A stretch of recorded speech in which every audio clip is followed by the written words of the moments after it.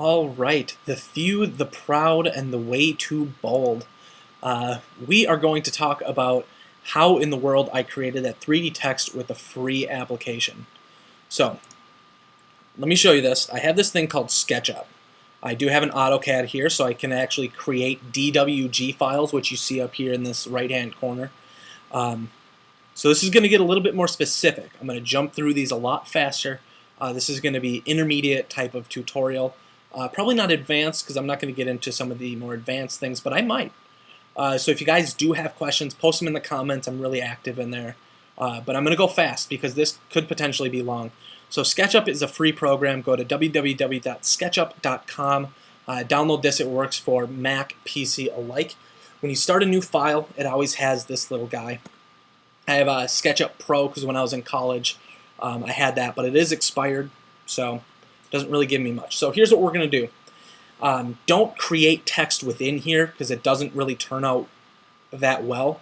But let me give the basics of what SketchUp can do for you. So if I create this rectangle, hit the P button, which is this pull tool here, push, pull, click, and then pull up.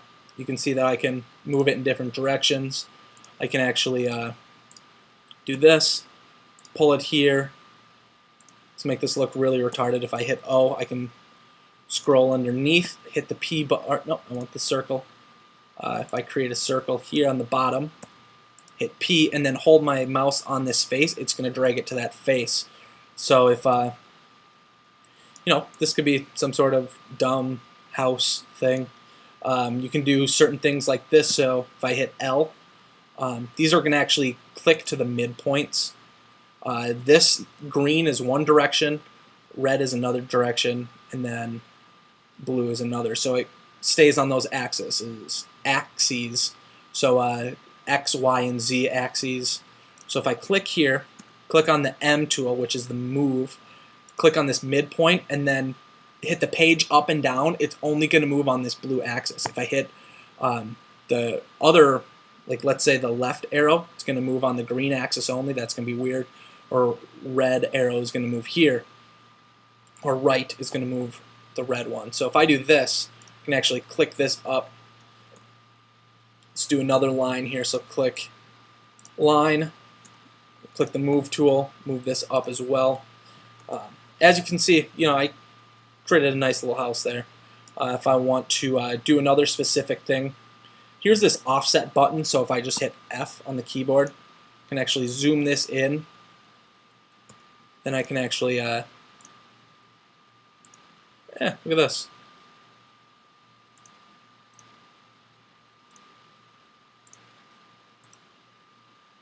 Create some windows. There you go. So you can get more specific with, how to do a lot of these things.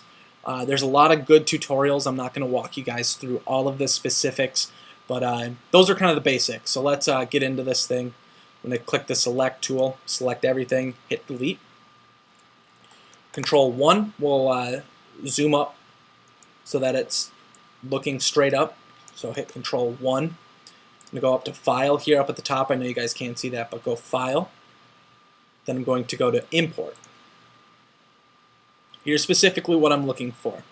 Here's all the different file types that you can actually import, just on the basic levels. So SketchUp files, 3ds files, all supported image types, a lot of different things that you can actually import.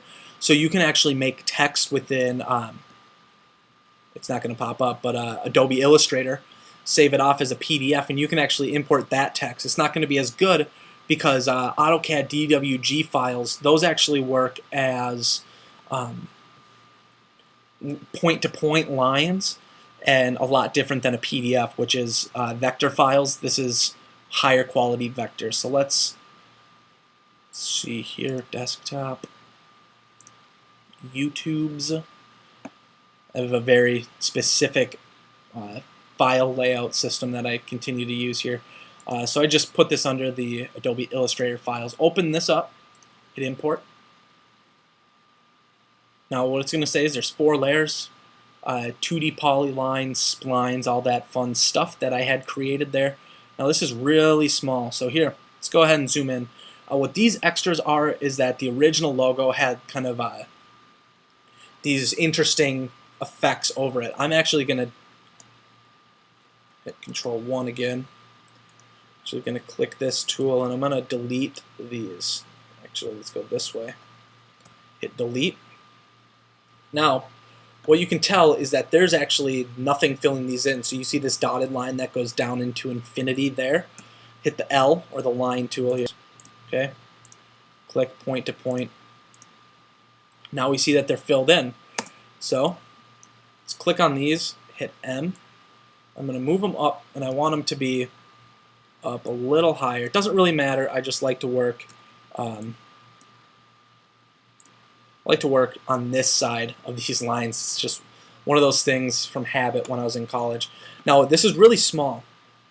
You can see if I do this line here from edge to edge of the W, it's approximately 9/16 of an inch. So I don't know how many centimeters that would be, but I would say that it's less than a centimeter. No, 2 point something. It's really small. So we want to make this larger. So with the whole thing selected, first thing I'm going to do is right click when everything's selected and hit make group. Alright, so now we're going to go here. So here's the scale tool. Now we have these boxes here. I zoom out. It's going to scale uniformly. It doesn't give you this option to do weird scaling like Photoshop does. Let's kind of move over here. Hit the S tool again. Now it's zoomed in a lot more. So if we want. So we want it to be large. It doesn't need to be perfectly large, but that's what we're going to do. Now up on this top toolbar that you guys can't see, I'm going to click down on the thing that says Window and go to something that says Materials. So I have these basic colors in model. You can click here and you can actually click other colors that are available. I'm just going to keep it simple and you'll see why, because once we get to Kirkithea, I know, weird name, but that's the rendering program that we're going to use, which is free, by the way, and can render higher quality, if not, or the same, if not higher quality than some of the top rendering applications. And it's free. Seriously, it's ridiculous. So I just want these to be different colors, and I'll get into that in a second, why that is. So it's just the W and the M. So, Control 1, hit the P tool, and we are going to move up. Let's go ahead and say 6 inches. So if you just hit the 6, you can see down at the bottom right hand corner here, if I just hit 6, that's going to be inches. If I hit this, that's feet. So do that. Now watch, double click on each one of these and it's going to match that. So it's a lot less work. It's one of those simple things that you can do. So kind of line this up. What I'm doing here is I'm I'm trying to get this kind of width and this width to be close to the same. And that way I know that I'm right in the center of this diamond shape, because it's going to make it look like you're looking straight at it on YouTube. I mean, I could definitely do something like this and you can see all that depth, but I don't want to do that. You'll see why. Okay, so simple, right? We're almost done. Let's click off of this. Go there. I'm going to go up to, see here. Hold on. I'm looking for something. Windows, Scenes, and I have that box opened up here. So I'm just going to hit plus at where we're at. Move me a second. This, hit another scene. Now you can see that it actually moves you between the two. Really interesting. Okay? So it's just going to save that scene. Now you can export that animation. So if you want to do animations in here, do a search for that on YouTube and you can see exactly how people have done some pretty interesting animations. But we're going to keep this simple. So I do this offset button, so I can either hit F or offset, and see how that's dotted there. You're probably going to want to watch this in the highest resolution. I have it uploaded. So click, and then all of a sudden you see how it does these lines. That's how much it's going to offset. So here's 1/4, right?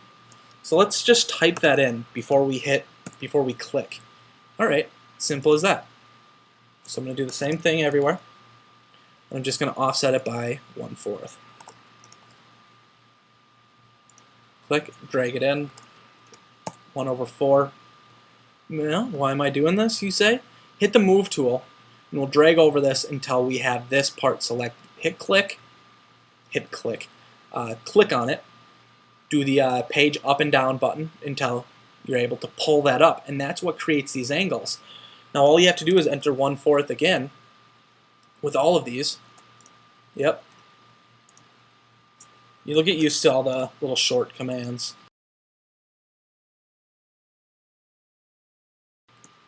Zoom in here, kind of see exactly what we're doing.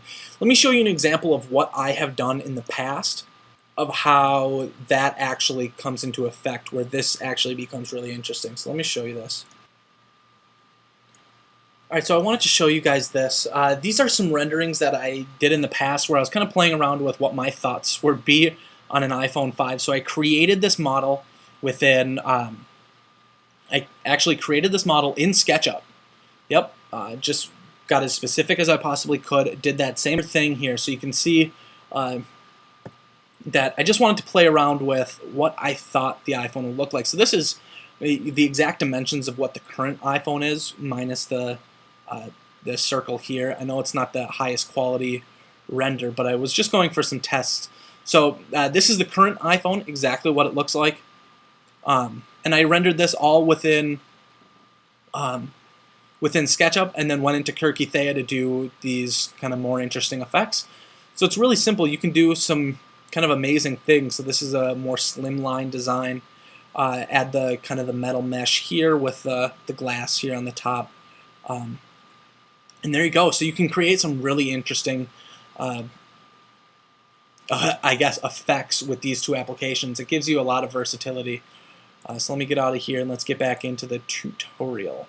All right, so we have this text. Next thing that we want to do is we want to put some lights in here. So the first thing that I like to do is I have this bar. What this is this is your light. So you click on here and you have a basic sun that you can actually move around. So it does it to a specific date, and you can go in here and change what location you're at, so that if you're building it, this is all for home design, really. So you can actually create specific details for building a home, what location you're at, topography, everything, and it's going to give you really detailed location data on the sun and everything. So it's really cool, but I use it as kind of this basic. So here's what I want to do. I have this basic one, and I'm going to show you this. Let's go open recent. This. Alright, so here's essentially the same thing. The only thing that I did different was this. I added a couple of lights. So I added a light here facing down this way and a light facing this way. So it just adds a little bit of depth. Now I can show you how I did that.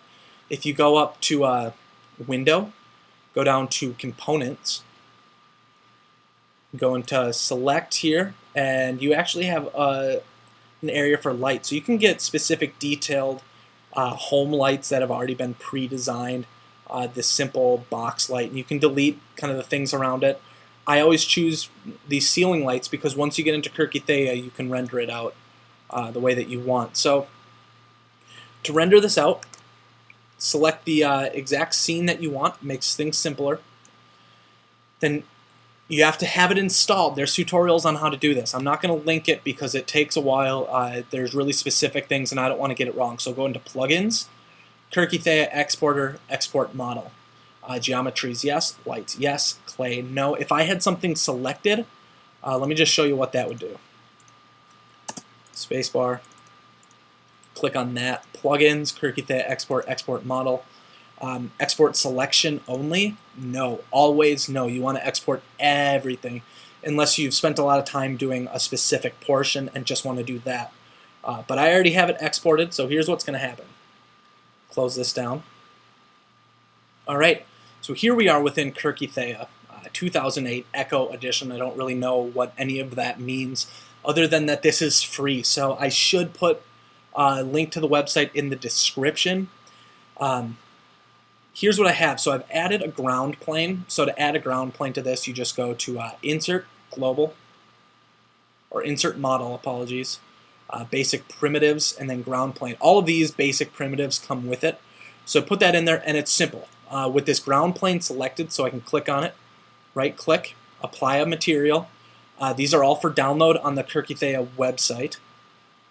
I didn't apply a material to the ground plane. I just went to edit and then diffuse and changed it to white.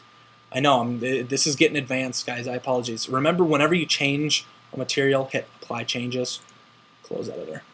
So let's click on the W. This is precisely why we added 2 different colors. Not colors we're going to use, but we want to make it so that here within the models we see light gray is selected. That was our blue in the other one. So click that on the side here, right click on that, hit apply material, and then here's what I do. Go down to these aluminums that I have, and I can do some really cool effects, but I'm actually going to do something different because obviously I rendered this out and it took a while, but this is what the render looked like when I was all said and done. Okay, it was a high quality render, and I did it with this kind of brushed aluminum look that actually made it really simple when I did it, which was kind of interesting. I'm going to do the same thing, but I'm going to do a glass this time. Apply materials. Go to dark mirror glass. I'm going to do a black for this. And then for this color, this jean blue, apply material. Go down, dark mirror glass. And we'll do a gold just to contrast it. I've never really used the gold. These blue lines, that's your render box. That's what actually is going to be seen, generally speaking. Sometimes it's a little off, like it has been today. But let's see. So a couple other things to note about Kirkithea, just to give you some basics. If you go into globals, you can download these high-res skies that actually give you some really kind of cool looks to it. Especially when you're rendering buildings. So let me choose this sunset. You're not going to see it. It's going to put this globe around it when it's done doing this import scene thing. That's actually going to kind of cast this glow around the whole thing. All right. Now for render settings. I'm going to show you what this renders like. I'm going to pause the recording and then come back when it's done just because it may take a while. But you want to go up to this thing that says Start Render, Camera View, Current, so what we're at inside this blue box, what your resolution is, tons of options. I'm not doing it at the highest resolution because it takes a while. And then these settings. Let me give you a few specific things. If you want to do something quick, do here. If you want to do something that takes an infinite amount of time, I kid you not, an infinite amount of time, it's this Metropolitan Light Transport. What that's going to do is that's going to continue to shoot photons of light at the model based on where the light sources are. And you just have to cancel the render when you're satisfied with what it looks like. And I've let a render go for 2 weeks and it turned out fantastic. But it all depends on how much detail you want to, how much time you want to spend. Those iPhone renderings that I did this Metropolitan Light Transport. That's why it kind of has that grainy look, because I only let it go for about 2 hours. Either way, let's go to, I'm going to do this photon map, if I can get it to stop. Anti-aliasing, that's what this AA is. Leave it at that. Threads, that's how many cores you have. So if I had a 4-core processor, I'd put that to 4, but I only have 2. So leave it at that. I'm going to hit OK, but I'll see you in a sec. It's been a while. It's not done anti-aliasing yet. It's 63%, but it's at a point that you can actually get a good idea of what it's going to look like. So let me show you this. Now remember, we used glass, so one of the things about glass is you can usually see through it. So you can actually see kind of this darker area inside, so it's almost like a box with a top on it. Same with this, but it still has the shadows from the sun that went this direction. Looks like another shadow coming down this way from that light source up top here, and then we had 2 light sources down here which are casting a couple of other shadows. Either way, so this is what it would look like with glass. Now a few things that you can play around with is your exposure. See, it usually takes a second. You blow this out really high. I didn't say blow. Get your mind out of the gutter. So you can play around with certain settings like that. So essentially, guys, what you just saw is exactly how I did the render. After that, you want to hit, so Kirkuthea just crashed on me because I was trying to screen record, use Photoshop, SketchUp, and render that image, which is a large size image. So my computer isn't really fast enough to run it right now, but that's the same with 3ds Max, Cinema 4D. Those are very graphic intensive programs. So tread lightly when you're walking into something like that. Just understand that you need a really good computer to be able to run it. Either way, I saved the image off and I brought it into Photoshop. Now I have all this white, so I'm going to walk you through exactly how I did this. Now what I have here is the basics of the background, right? The shadow, and then this background layer. It's actually kind of interesting when you look at that, huh? Anyways, I'm going to walk you through how I did that, and I'll do it really quick, so because it's a pretty easy process. So you want to hit new layer. So I copied the layer. In Cinema 4D and 3ds Max, I believe that there's a way to export it, kind of almost as if it's a PNG, where it excludes this background. So it's, what's the terminology? There's an opacity to that. Either way, I'm going to show you the best way to fake it, and I'm going to do it within Photoshop here. So, all right, first thing we want to do is now we have this second layer selected.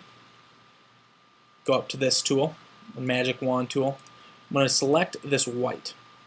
All right. Now I'm going to shift click, and I'm going to click on all these extra parts that are white. Let me add that to it. Oops. Control Z. Control Z. Go back. All right. I'm going to exclude that white thing. I don't think I'm going to be able to get that out of there. Either way, we see that all of the white has been selected, right? So our Control Shift I, same thing that we did in the beginning tutorial. That's going to select this. Now with the magic wand tool selected, right click, layer via copy. All right. Let's bring this background layer behind it. Ooh, look at that.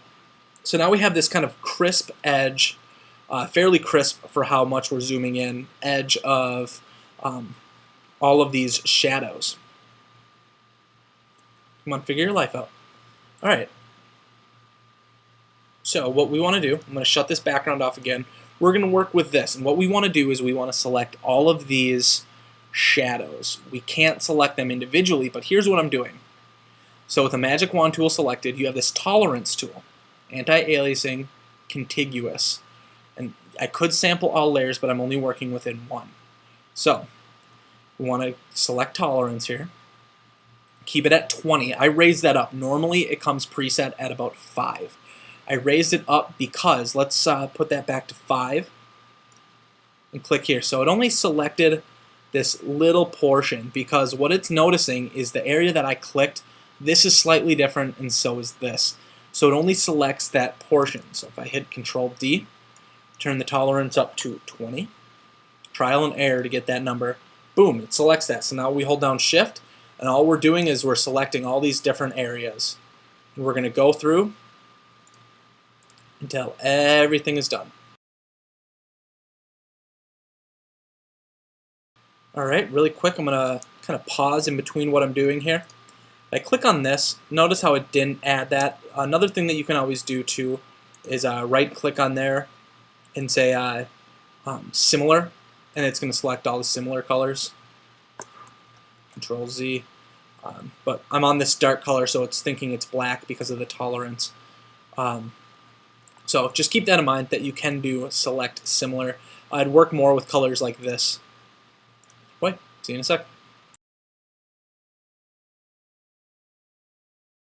Alright, so all in all, guys, this is a pretty good selection. So all we're trying to do is avoid the actual letters themselves, so the 3D model itself, and just select these shadows. So with those selected, we're going to right-click again, and we're going to do Layer via Cut. Now what this does is it cuts it away, so now you have, plain and simple, shadows, or shadows, no shadows, shadows, no shadows. Really simple. So now we can actually change the layer style of these, go to multiply, and it actually creates something that looks really similar. Now if you did notice this, if you guys do have a good eye for detail, you're going to see in here that kind of the sampling here was a little bit bad. So you're essentially going to want to click on this layer, and I don't know what that box is, I apologize, and just erase some of this out. So I let you guys do it, but so either way, that's how I did it. So compositing it back into this scene, so this is what the final ended up looking like. It's right here. So all I did was I had it within this layer. Just dragged it over, or not the whole, I'm sorry, you want to click on the layer, and you always want to drag from inside the actual comp itself. Drag it in here. Now this file size is going to be freaking enormous. You can do a couple of things. So now that I have this here, I could right click with all of these. Is it right click? Smart object, so I can convert to smart object. That's going to do something a little interesting. So we know that this logo now is a smart object, and you would want to do that with each individual layer within that folder.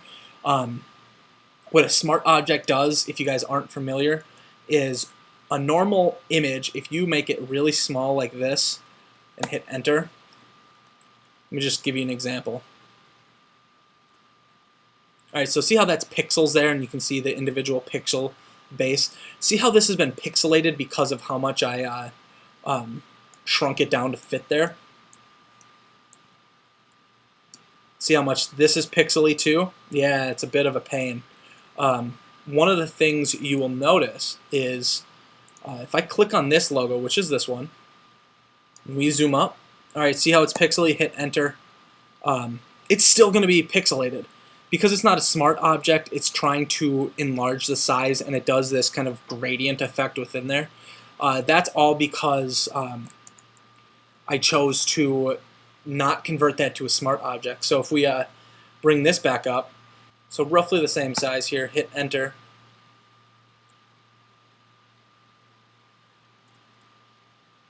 So you can see it maintains the detail quality to it, and that's because it's a smart object.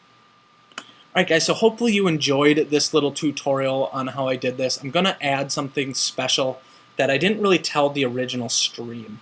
If you notice here, I don't have any of my little lens flares.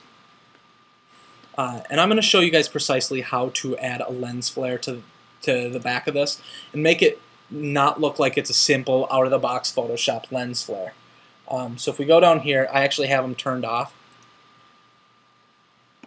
Alright, see how it adds that nice little pop? So this is really simple to do. So all I do is I create a new layer, call this lens flare, okay?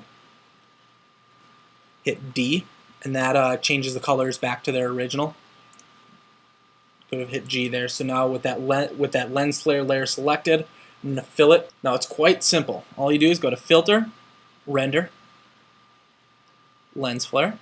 Alright, so this is the typical one. I can show you exactly what that would look like because I usually work with this 105mm prime, but this is kind of the atypical Photoshop lens flare. So I'll work with that and show you how to adjust that.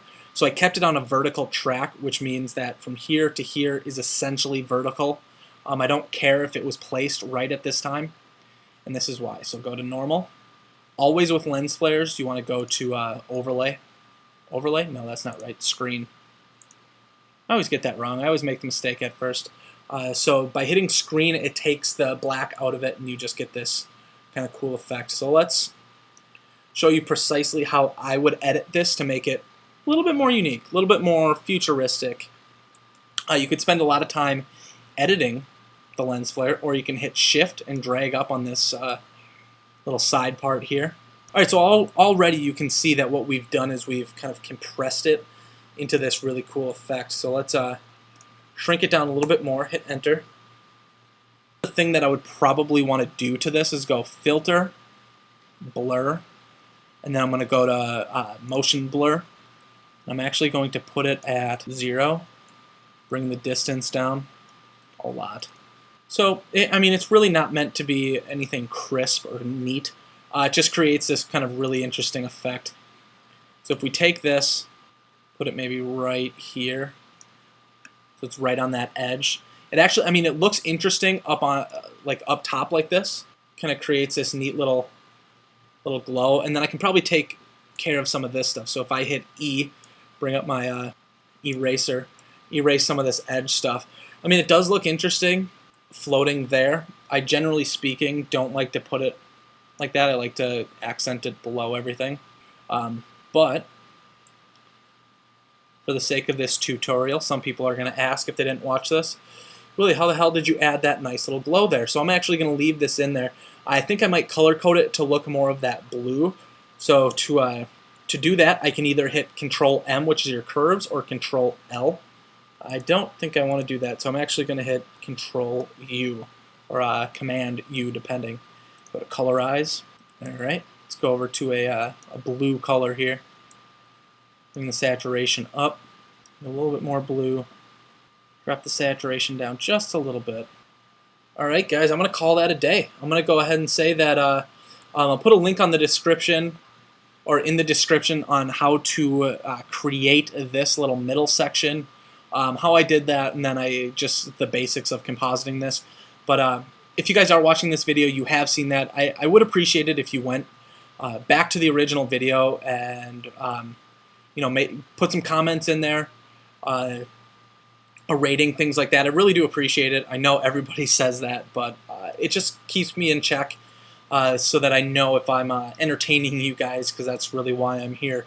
But hey, that was it. That was a simple background. I didn't do anything with the texture here or anything, but that's it. And then also click on the original if you want to see exactly how to save this. So thanks for sticking around for the more detailed tutorial, guys.